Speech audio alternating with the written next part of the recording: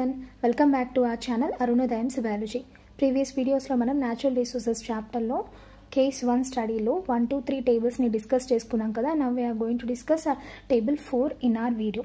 Let us analyze income of small and large type of farmers in village 1 and village 2. Village 1 and 2 lo small and large farmers yokka annual income ento chuddam. Chudandi, large farmers వచ్చేసరికి rainy season kharif rainy season లో paddyకి ఎంత వస్తుంది, winter season లో ఎంత వస్తుంది, cotton కి ఎంత per acre per year, okay, and gingelly నువ్వులు పండించినప్పుడు ఎంత వస్తుంది. సో టోటల్గా పర్ ఏకర్కి పర్ ఇయర్కి ఎంత వస్తుందంటే లార్జ్ ఫార్మర్కి 25,100 వస్తుంది. స్మాల్ ఫార్మర్స్ వచ్చేసరికి 29,535. అదే విలేజ్ 2లో లార్జ్ ఫార్మర్కి 24,263, స్మాల్ ఫార్మర్కి 22,189. Which crop is most profitable for a small farmer in village 2? Village 2లో small farmer కి most profitable crop ఏది?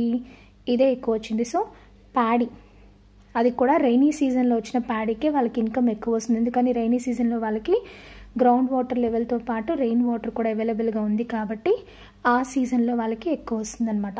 What is the difference between a small farmer in village 1 and village 2? Village 1లో ఉన్న small ఫార్మర్కి village 2లో ఉన్న small ఫార్మర్కి difference ఏంటి చూడండి. Village 1లో small farmer is earnings 29,535 per acre per year. Village 2లో స్మాల్ ఫార్మర్కి 22,189 వస్తుంది. So village 1 small farmer is earning more income than village 2 small farmer. Next, which crop could replace paddy and be profitable as well as for a small farmer in village 1? village 1లో small ఫార్మర్కి ఏ క్రాప్ని ప్యాడీతో replace చేస్తే profit వస్తుంది అని అడుగుతున్నాడు. So village 1లో స్మాల్ ఫార్మర్కి ప్యాడీ ప్లేస్లో ఏది గ్రో చేయొచ్చు అంటే చూడండి, కాటన్కి ఎక్కువ వచ్చింది. సో ప్యాడీకి బదులు కాటన్ని గ్రో చేస్తే ప్రాఫిట్ ఎక్కువ వచ్చే ఛాన్స్ ఉంది. So we know that paddy consumes maximum water. Why do you think farmers still like to grow paddy? So 2 villagesలోనూ గ్రౌండ్ వాటర్ కొంచెం స్కేసిటీలో ఉంది. సెకండ్ విలేజ్లో ఎక్కువ ఉంది, ఫస్ట్ విలేజ్లో అడిక్వేట్గా ఉంది.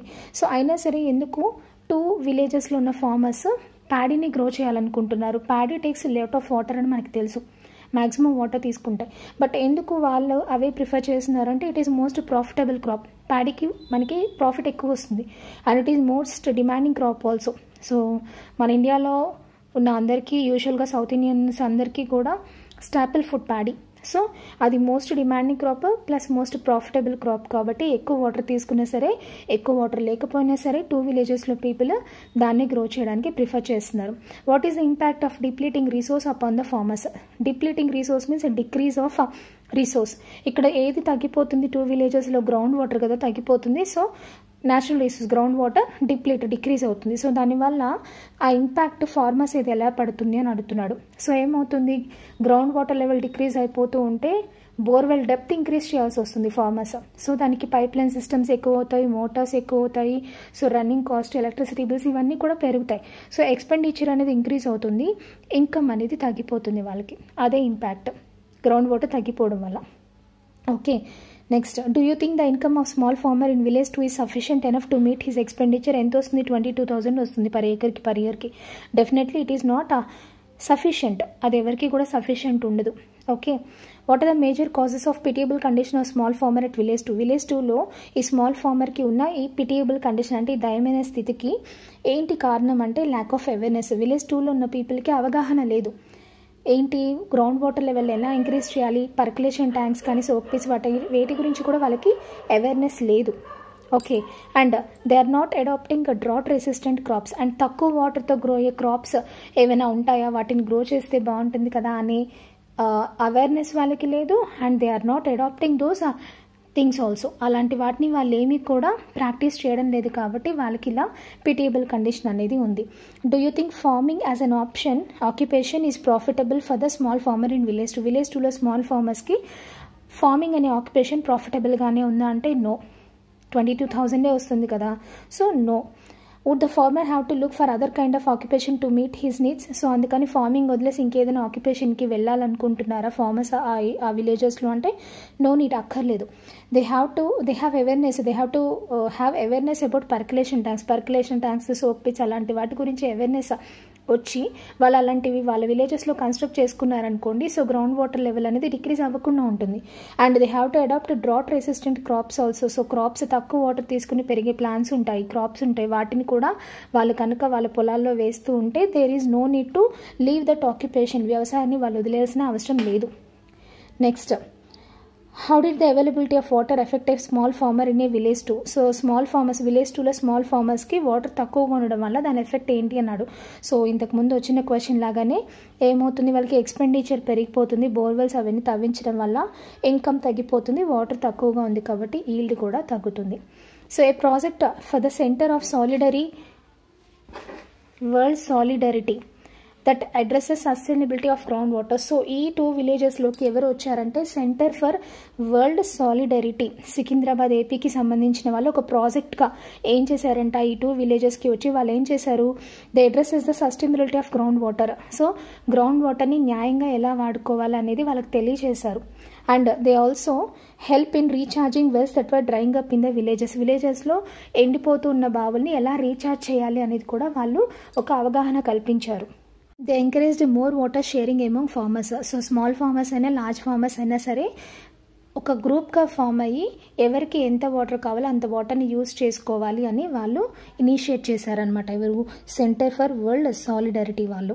ఇంకా ఏం చేశారు, they motivated farmers to use irrigation techniques. Micro irrigation techniques ఉన్నాయంటే ఏంటి, drip irrigation, sprinkler irrigation. So అలాంటి టెక్నిక్స్ మీకు ఆల్రెడీ తెలిసే ఉంటుంది. డ్రిప్ ఇరిగేషన్ అంటే డ్రాప్ బై డ్రాప్ వాటర్ని యూజ్ చేస్తారు ప్లాంట్స్కి. స్ప్రింక్లర్స్ ఇరిగేషన్ అంటే స్ప్రింకిల్ చేస్తూ ఉంటారు. సో వాటిని మైక్రో ఇరిగేషన్ టెక్నిక్స్ అంటారు. అవి యూజ్ చేస్తే ప్లాంట్స్ అన్నిటికీ వాటర్ అవైలబుల్గా ఉంటుంది, తక్కువ వాటర్తోనే మనం ఇరిగేట్ చేయొచ్చు. సో ఆ మెథడ్స్ని వాళ్ళకి ఇనిషియేట్ చేశారు, మోటివేట్ చేశారనమాట వాళ్ళు. నెక్స్ట్ ఇంకా ఏం చేశారు, construction of soak pits. So percolation tanks, soak pits అలాంటి వాటిని కన్స్ట్రక్ట్ చేసి రెయిన్ వాటర్ని ఎలా స్టోర్ చేసుకోవాలి అనేది వాళ్ళకి తెలియచేశారు. ఇంకా ఏం చేశారు, వాళ్ళకి రివర్స్, లేక్స్ ఉంటాయి కదా. సో వర్షాలు వచ్చినప్పుడు ఏమవుతుంది, వాటర్ అందులో పడి ఓవర్ఫ్లోట్ అవుతుంది. ఒక్కోసారి ఎక్కువైపోయిన వాటర్ కొత్త వరదలుగా బయటకు వెళ్ళిపోతుంది, అంటే వేస్ట్ అయిపోతుంది కదా వాటర్. అలా కాకుండా వాటి చుట్టూతో డైక్స్ ఆర్ బ్యారియర్స్ కట్టించడం, 30 సెంటీమీటర్స్ థిక్నెస్తో సిమెంట్, స్టోన్ యూజ్ చేసి వాటి చుట్టూతో అలా బ్యారియర్స్ని కట్టించి అలా ఓవర్ఫ్లోట్ అయిపోకుండా వాటర్ ఎలా సేవ్ చేసుకోవాలో, సో ఎన్ని విధాలుగా అయితే గ్రౌండ్ వాటర్ని సేవ్ చేసుకోవాలో అన్ని విధాలుగా వాళ్ళకి ఐడియాస్ ఇచ్చారనమాట. ఓకే, అవేర్నెస్ క్రియేట్ చేశారు వాళ్ళకి. సో ఇవన్నీ చేయడం వల్ల వాళ్ళకి గ్రౌండ్ వాటర్ లెవెల్ అనేది ఇంక్రీజ్ అవుతుంది.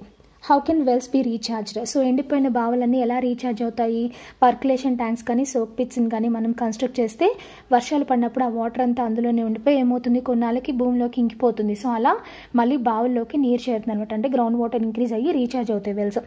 How would recharging dried up wells help farmers in village 2లో ఇలా డ్రై అయిపోయిన వెల్స్ని రీఛార్జ్ చేయడం వల్ల ఏంటి యూజ్ ఫార్మర్స్ కంటే, they can irrigate more amount of land. So వాళ్ళకి వాటర్ అవైలబుల్గా ఉంది కాబట్టి బాగా ఇరిగేషన్ చేసుకోవచ్చు and can get more income. So ఇంతకుముందు వాళ్ళకి ఇన్సఫిషియంట్ అమౌంట్ ఆఫ్ ఇన్కమ్ వస్తుంది, సో వాళ్ళకి ఇన్కమ్ పెరుగుతుంది, ఎక్స్పెండిచర్ కూడా తగ్గుతుంది. సో బోర్వెల్స్ డెప్త్కి ఏం తవ్వించకుండా, ఎలక్ట్రిసిటీ వాటి కాస్ట్కి ఏం పెట్టకుండా చక్కగా వాళ్ళకి ఎక్స్పెండిచర్ అనేది తగ్గుతుందనమాట. What does the case tell us about a water resource and its effect on farmers. So ఇప్పుడు మనం కేస్ 1 చదివాం కదా, 1, 2, 3, 4 టేబుల్స్. సో ఈ కేస్ వల్ల మనకి వాటర్ రిసోర్స్ గురించి ఏం తెలిసింది అని అడుగుతున్నాడు. We have to use water in judicial manner. So మనం వాటర్ని న్యాయంగా వాడుకోవాలి, ఎంత కావాలో అంతే వాడాలి. ఓవర్గా యూజ్ చేస్తే ఏమవుతుంది, ఆ న్యాచురల్ రిసోర్స్ డిప్లీట్ అవుతుంది, మనమే సఫర్ అవ్వాల్సి వస్తుంది. We should not waste it, మనం వేస్ట్ చేయకూడదు. Save water today for better tomorrow. So మనం ఇప్పుడు వాటర్ని సేవ్ చేసుకుంటే ఫ్యూచర్కి మనకి అది యూజ్ అవుతుంది. So every drop of water is precious అనేది మనకి కేస్ స్టడీ ద్వారా తెలిసింది. So that is about table 4. So 1, 2, 3, 4 tables అన్నీ కంప్లీట్ చేసుకున్నాము. ఏమైనా డౌట్స్ ఉంటే నన్ను కమెంట్ సెక్షన్లో అడగండి. Thank you so much for watching. జై హింద్.